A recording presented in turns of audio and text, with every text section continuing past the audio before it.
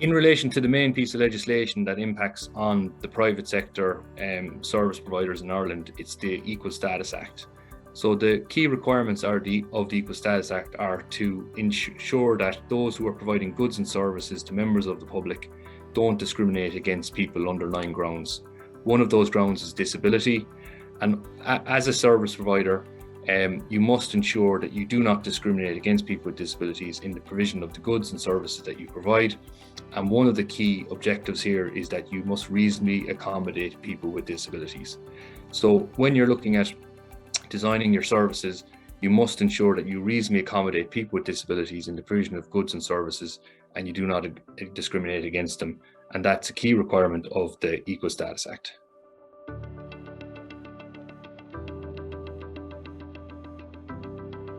For public sector bodies in Ireland, they must comply with what's known as the Disability Act of 2005.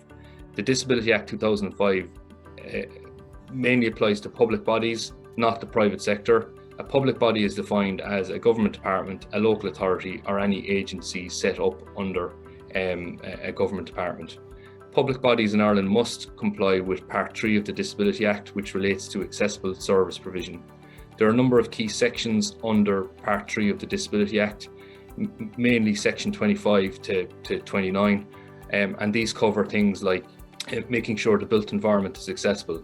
Section 25 requires public bodies ensure that public areas of their buildings are accessible. Section 26 of the Disability Act requires that public bodies appoint an access officer to be a direct point of contact of people with disabilities who wish to access your services. Section 27 is really important as it relates to procurement and accessibility, and it requires public bodies to embed accessibility in all public procurement tendering exercises. Section 27 of the Disability Act relates to accessible information provision, and public bodies have to focus on 3 areas: written, digital, and spoken and signed information. What that means in practice is that you must ensure that when you're organising an event, you address the needs of people with disabilities. When you're doing face-to-face meetings with your customers, you must address accessibility. And if you're creating forms and leaflets and brochures or websites, you must address accessibility. There's also a requirement in the Disability Act in Section 38 to 40 that you appoint what's known as an inquiry officer. An inquiry officer is a person who deals with complaints for breaches of the Disability Act.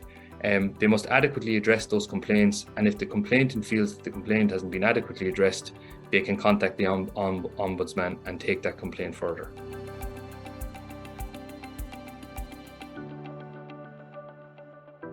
The European Accessibility Act was introduced in 2019 to mainly focus on the provision of products and services.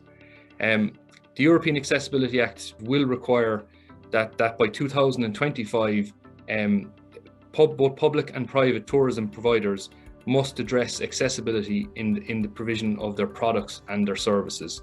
Some examples of products and services include your websites, your ticketing, your provision of services to members of the public, ensuring that you provide information to people with disabilities on how your services are accessible, and so on.